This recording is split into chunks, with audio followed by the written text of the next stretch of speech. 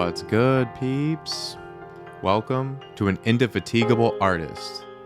I am your host, Bleace, just a multimedia artist living in the 21st century. Appreciate you listening. A like, comment, and a share goes a long way. A free way to pay it forward. Can always go further at Bleace.com, and be sure to sign up to our free newsletter. Let's go further together, one step at a time. Episode 7, Metaverse Poetry. Poetry is where my creativity started. And if you've read the novels, I write about this allegorically through Michael, Orby's roommate. The story of the babysitter reading Michael's notebook and being horrified by what she was reading is actually a true story. Except it was my older stepsister who read it. I wrote some pretty graphic things and was writing a lot of graphic things then. There was no limit what my little teenage brain could imagine. I wasn't conscious of it at the time, but it was a release for me to get my thoughts down on paper. There was this release of just powerful negative energy that I was unleashing on these blank pieces of paper. I was going through a lot of stress at home and at school. School counselor was trying to get me to come into sessions, but like everything else, I resisted and rebelled. But fucking writing privately in my little black and white speckled journal, that brought me some solace.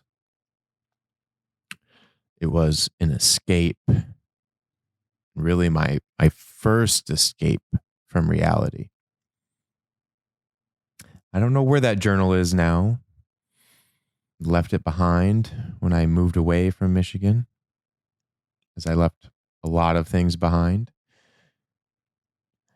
If it didn't fit into my car in that exact moment that I decided to leave, then it didn't come with me.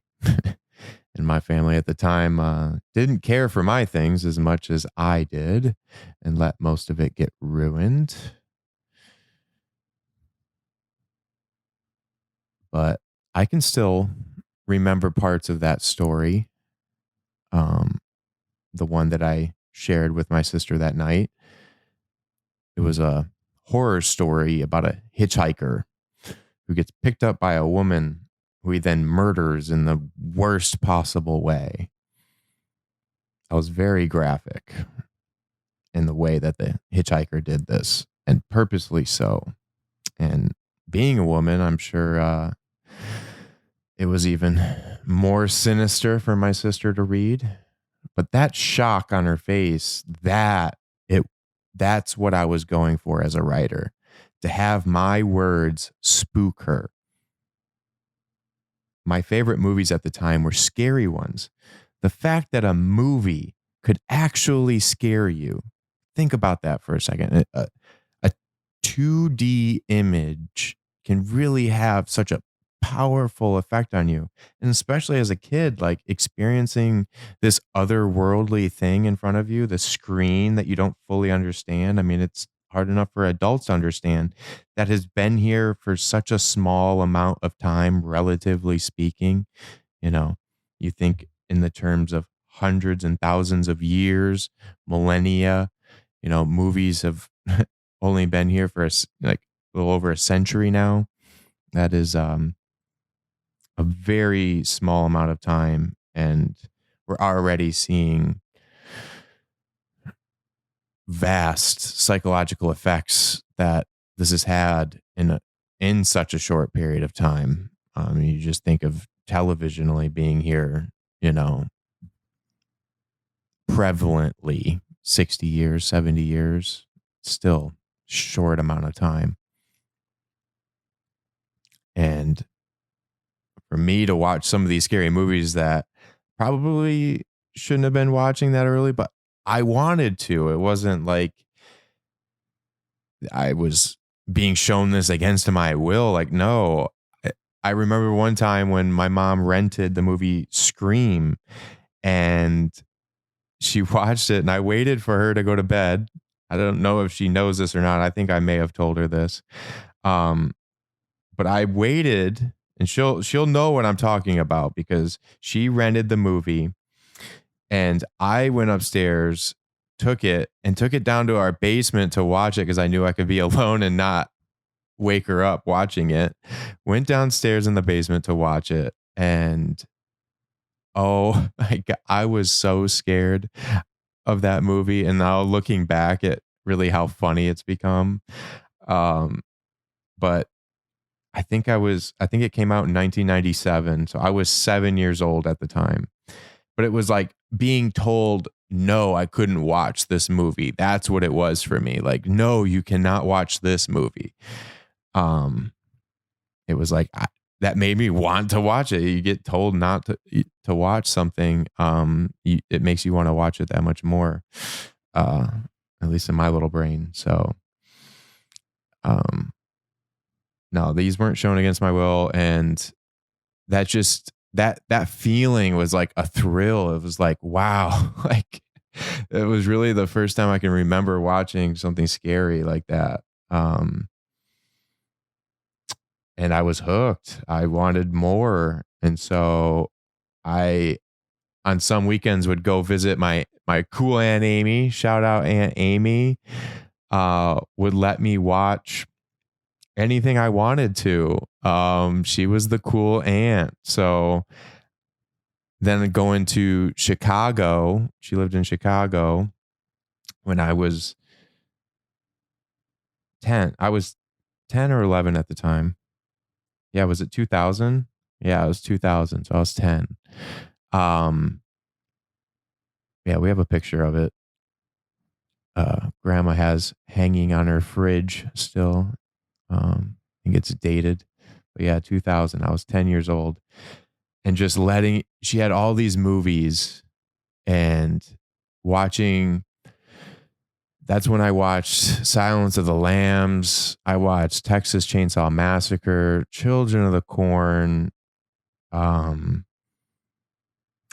just anything that I was like, where's your scary movies? And she also was a scary movie buff. So she had all of these movies, which was awesome. We rented some movies too, and she let me rent anything I wanted, which was awesome. I loved it. I absolutely loved it.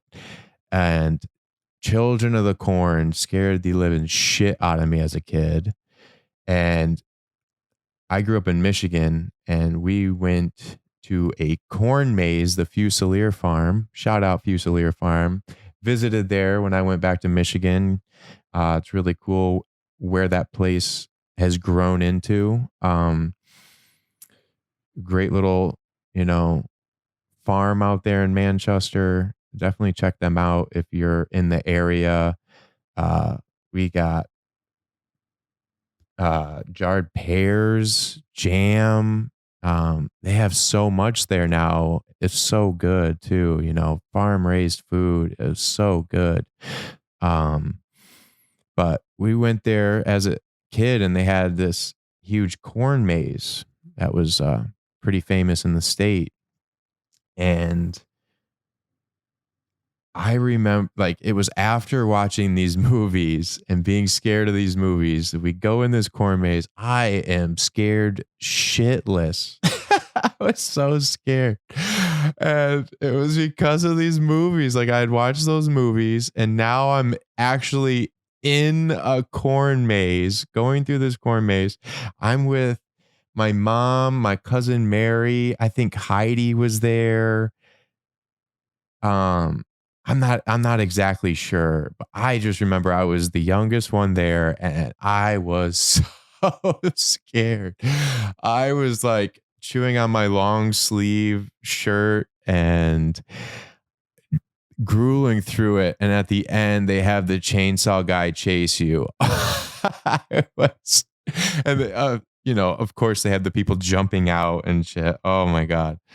And so, yeah, they got me good through that maze, and it's set up because of those movies that I watched. I would not have been as scared if I didn't watch those movies. And so, learning early on and really reflecting on this, what, going to film school, you reflect a lot about your interactions and your first interactions with film. Um, Going to the movie theater, the first time you go to a movie theater, and I talk about this too in my thesis of that traumatic effect of going into a movie theater for the first time, whether you're consciously aware of that or not. That is an event. That is a moment. And as is the first time you looked at um, a touchscreen phone, like an iPhone, that in a minute way is an experience and a traumatic one. Um, and of which we're still learning more of that. It's all an evolution. Movie is an evolution of painting, moving images, animation, and to go from having to go to the theater to having a movie theater in your pocket, essentially, it's not as profound because in the theater, you're in a dark space.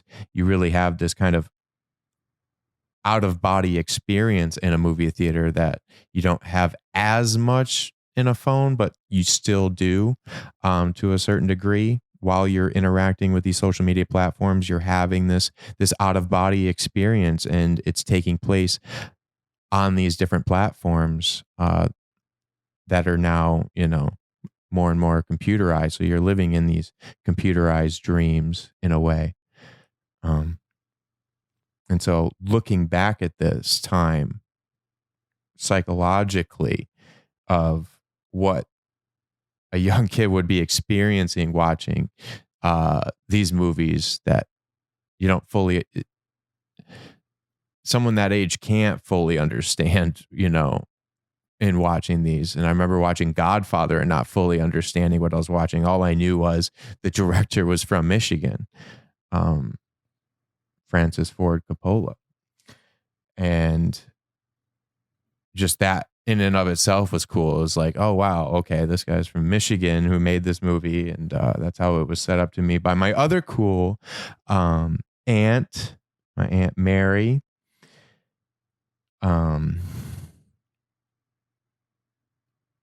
Who I've talked about in previous episodes. So grateful to her as well. She showed me a lot of films early on, some great films, a lot of James Bond. I will forever remember the James Bond with her, watching, Dr. No and all the Sean Connery, and going to the theater. And when GoldenEye came out, she took me to the theater, and we saw every subsequent James Bond in the theater with them. They would take me. That was a thing we did, and that was really cool. And Uncle John was there. It was a great experience, and just another one with film. And so I say that to show where I was coming from in writing this shocking story, and like where I went early on with my poetry and with writing. In high school, I didn't try very hard in school in general, but I do remember the moments where I had a chance to express myself through poetry. And this is where I actually really applied myself. I also really loved reading Shakespeare out loud when we had those moments of, reading the script out loud. I would always ask to read the parts when asked, which at the time shocked my teachers. They didn't have to argue with me to get me to do anything. I would always argue with them. If they asked me to do literally anything, I would argue it. And I remember this one time we had to write a poem about an inanimate object and kind of personify it. Um, and we were told clearly, not to make it sexual or any hints at sexuality. So upon hearing this singular rule, that was the one rule we had. We had to personify inanimate objects, and we had one rule: you couldn't sexify it, whatever, no sexual hints. So I knew this one rule I had to break.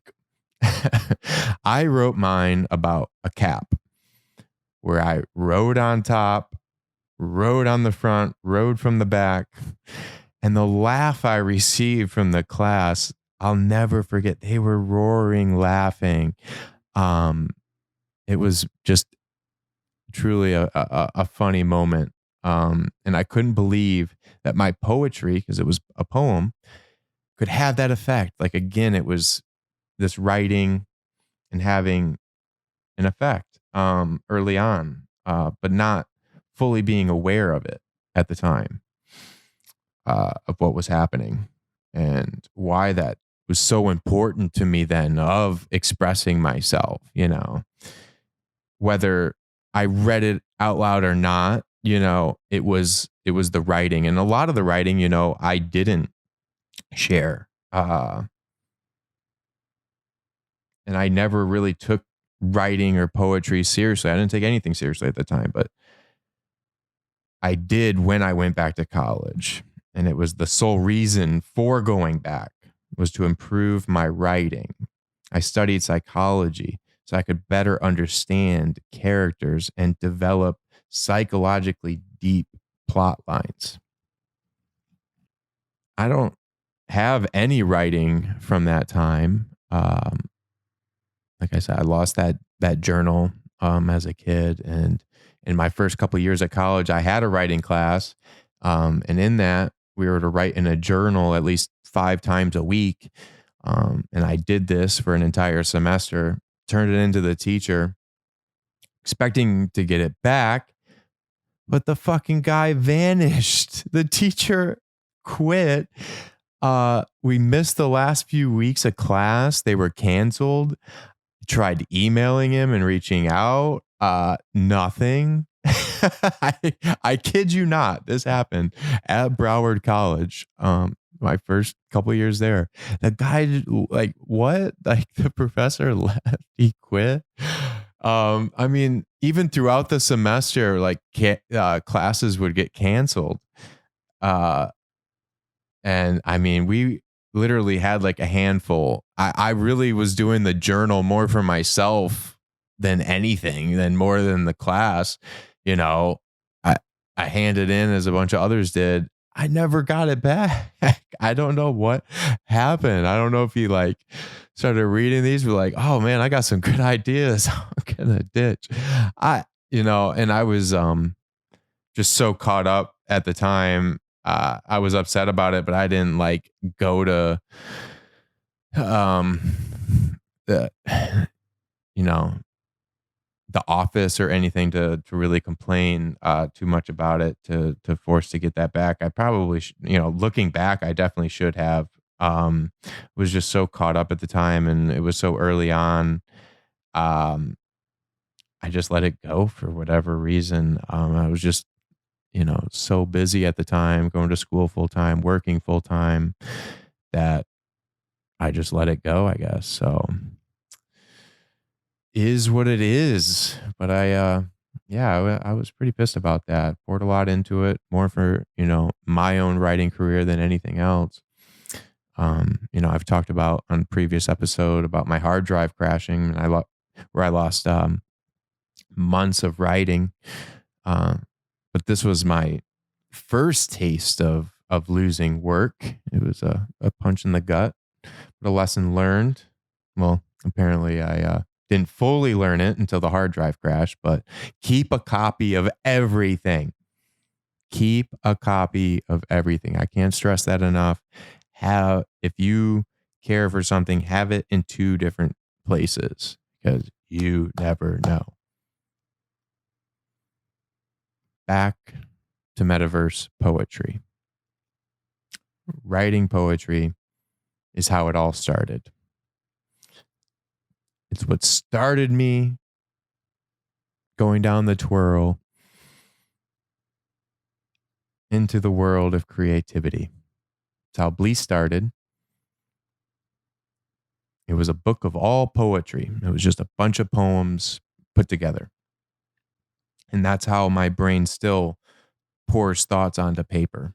When I write down my dreams, it's short lines that eventually become stanzas. When I'm writing my dreams down, I'm typing as fast as I possibly can, as fast as my brain and my fingers can let me. I try to get out of the way and go on autopilot during this time to just get it out as fast as I can. And it unfailingly comes out as a poem.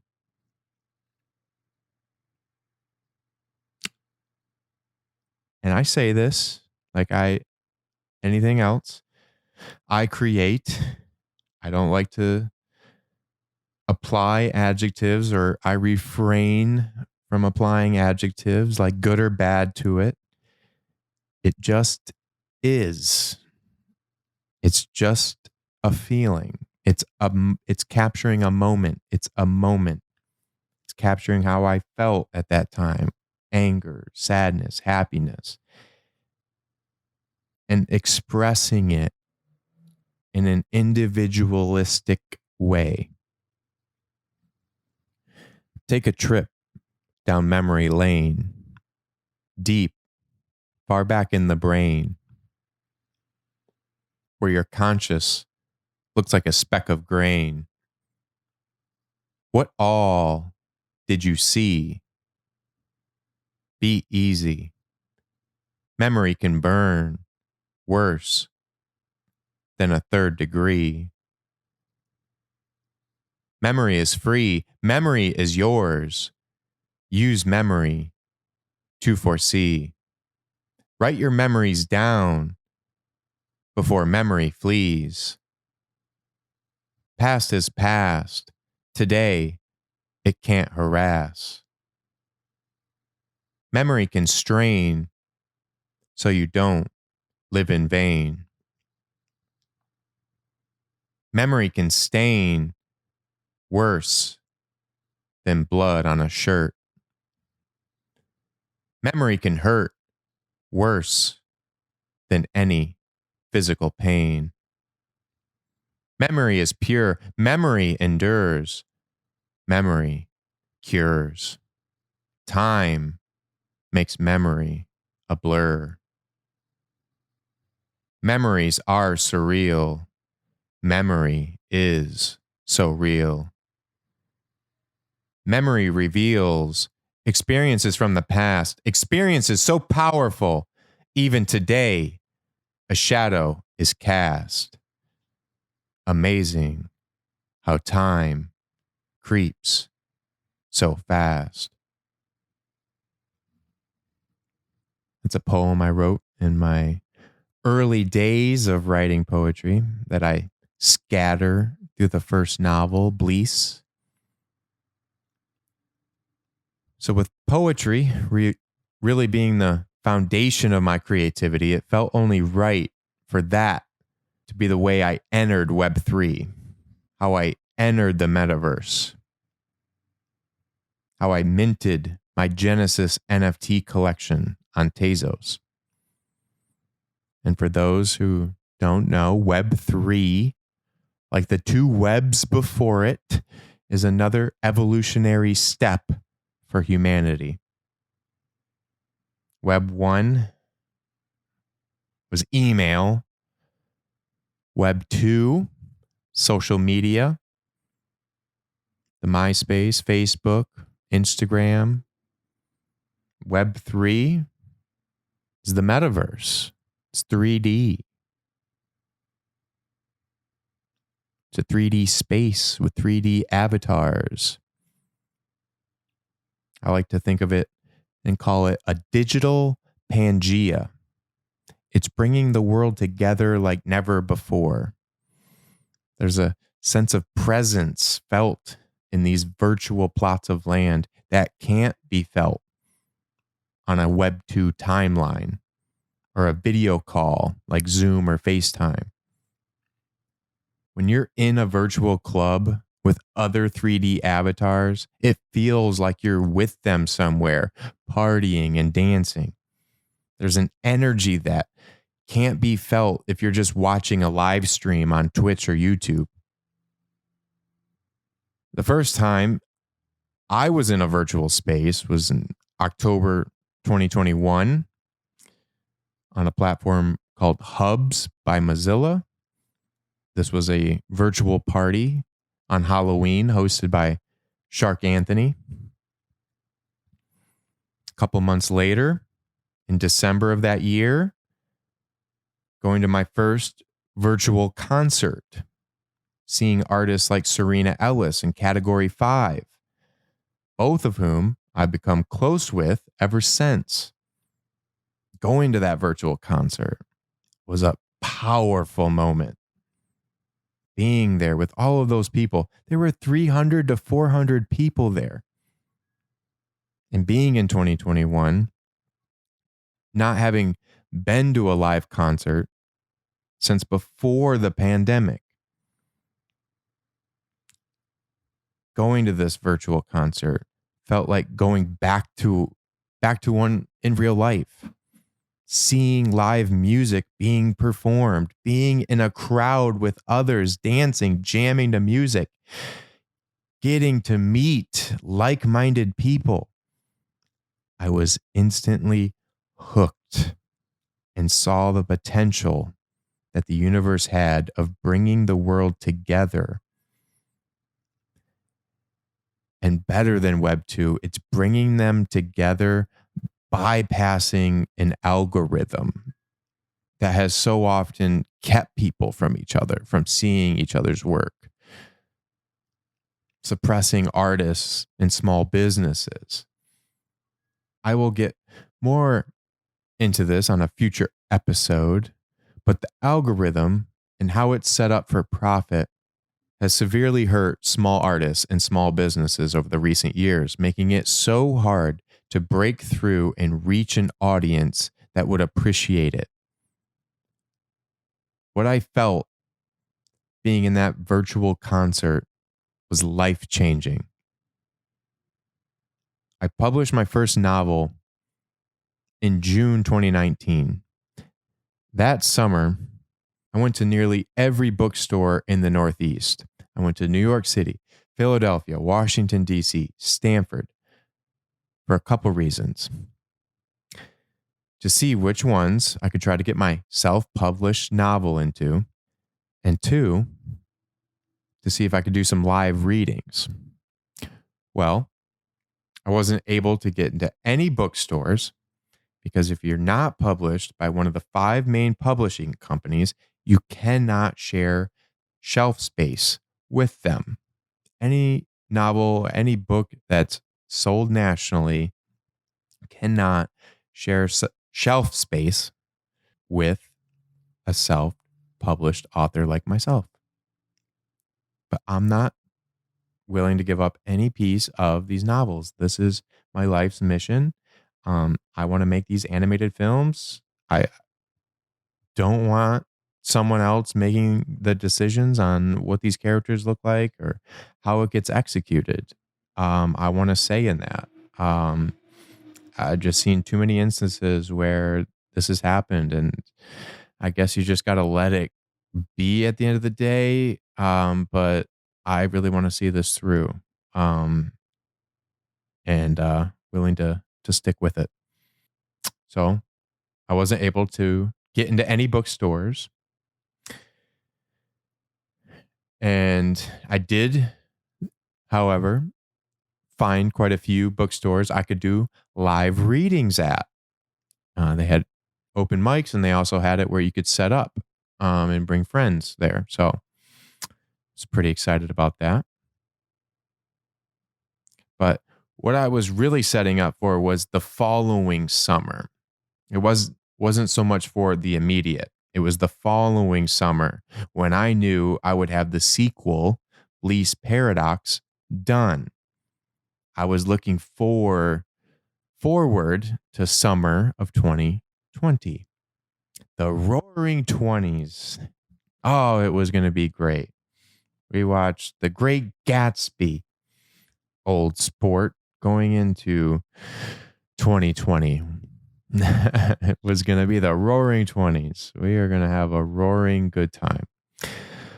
Well, we all know what happened in early 2020, which squashed all of those plans from coming into fruition. Also deeply hurt my e-commerce business, as it did a lot others.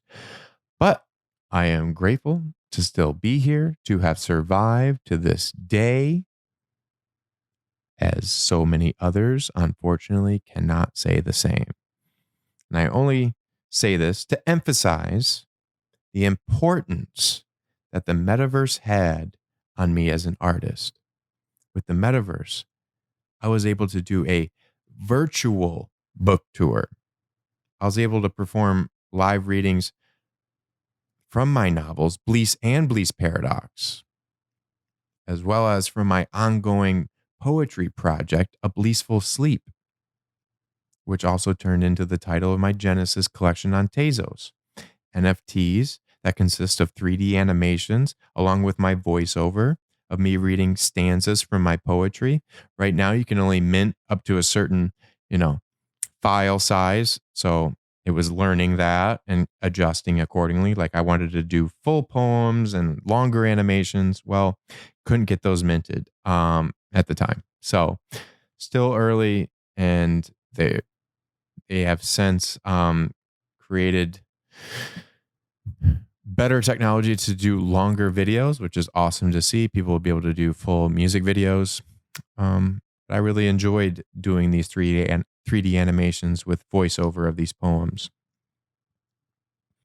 The collection, though, was admittedly a flop. Didn't get any real recognition by anyone, but it's all right. It's a learning process. It was still fun to create and will forever be on the blockchain. What I felt was a success was my ability to do these live readings in a room full of people from all over the world, people I would have never come into contact with otherwise. I was able to bypass the algorithm and connect directly to them as we were both sharing this virtual space together right here. Right in this moment, past and future are illusions. There is only right now, and it's infinite. Can't you feel it? Lost in a dream. Do I wake up? Do I scream? No, it sleeps only mean. Lost in our thoughts. In some ways, reflecting on what today brought. Thinking anything and everything is possible, as it is in life. How do we not see?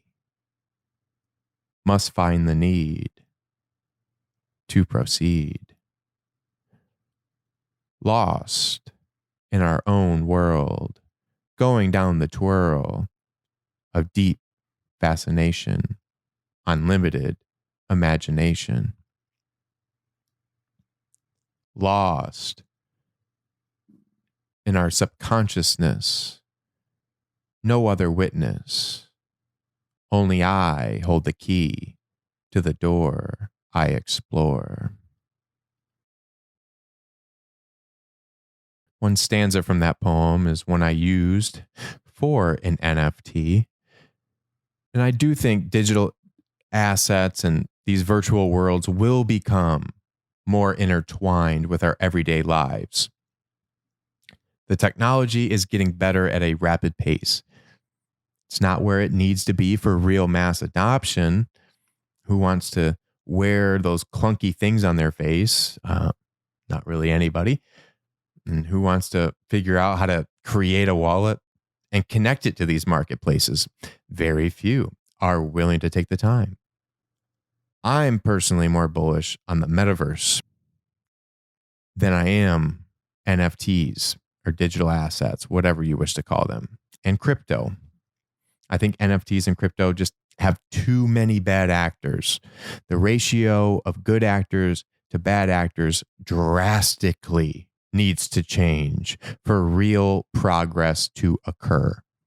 I do think this is going to happen over time. I do think progressive energy will outweigh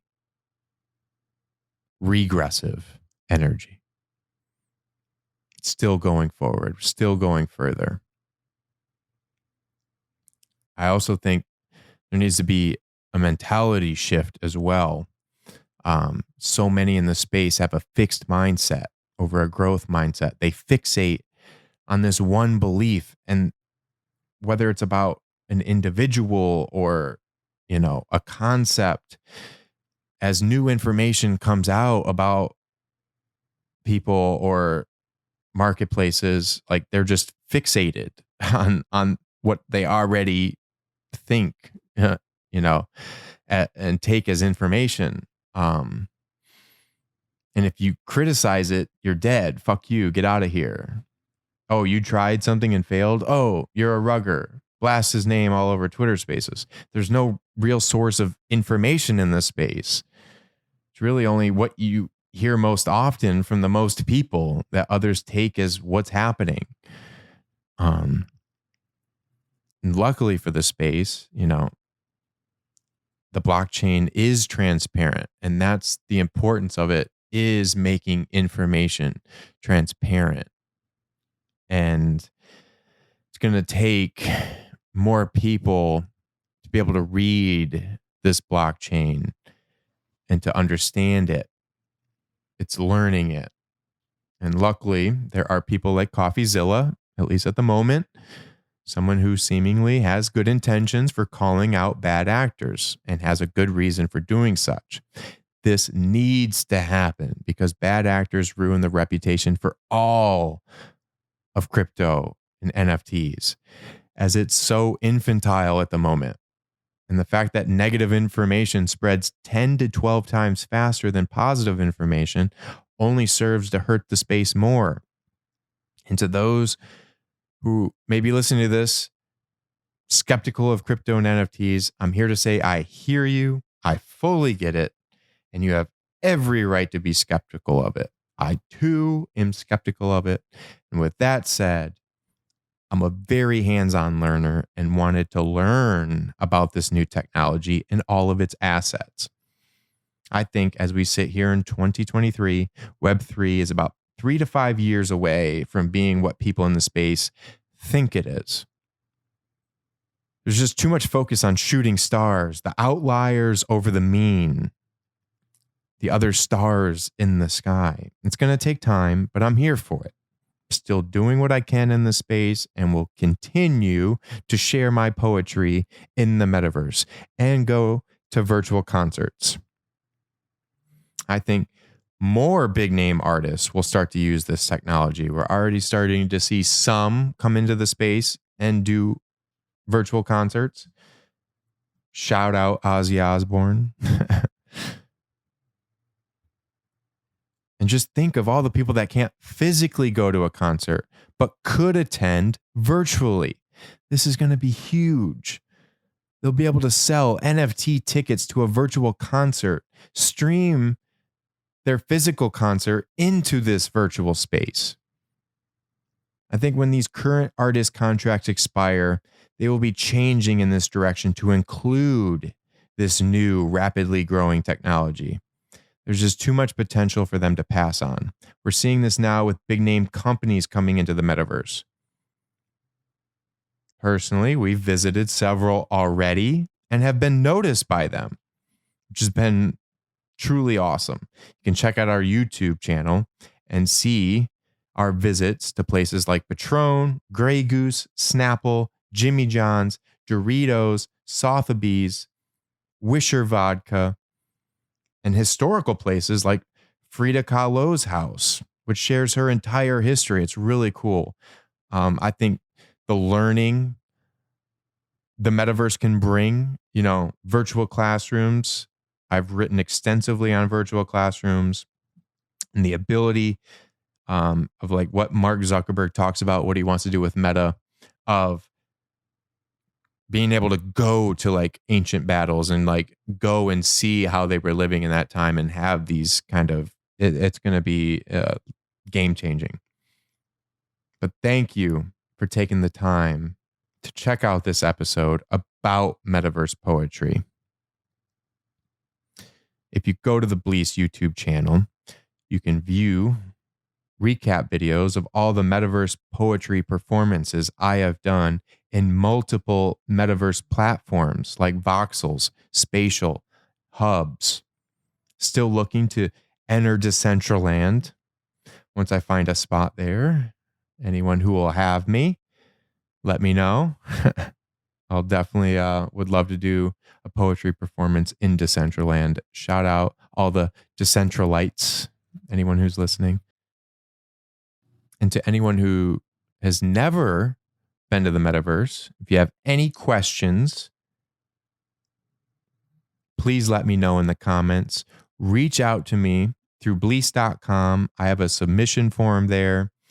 I've helped numerous people take their first steps in the metaverse. A profound moment for everyone involved. It feels like walking on the moon. You don't need a headset or anything. With Spatial, they have a free app on the phone you can download and can visit one of the galleries that I built in Blender and deployed on their platform. Meta Party Vibes HQ. All of the virtual galleries I have built can also be found on Bleace.com, where you can enter via mobile, desktop, or VR. I appreciate you listening, and we'll see you next week as we go further together, one step at a time.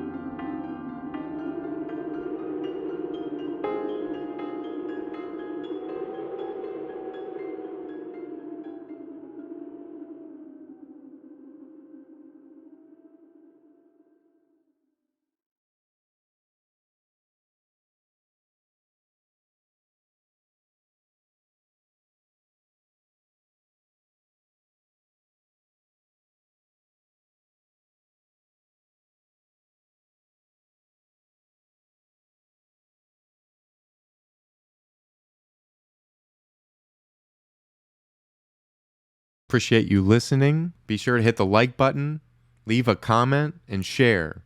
It's a free way to pay it forward. Can always go further at Bleace.com and sign up to our free newsletter. Let's go further together, one step at a time.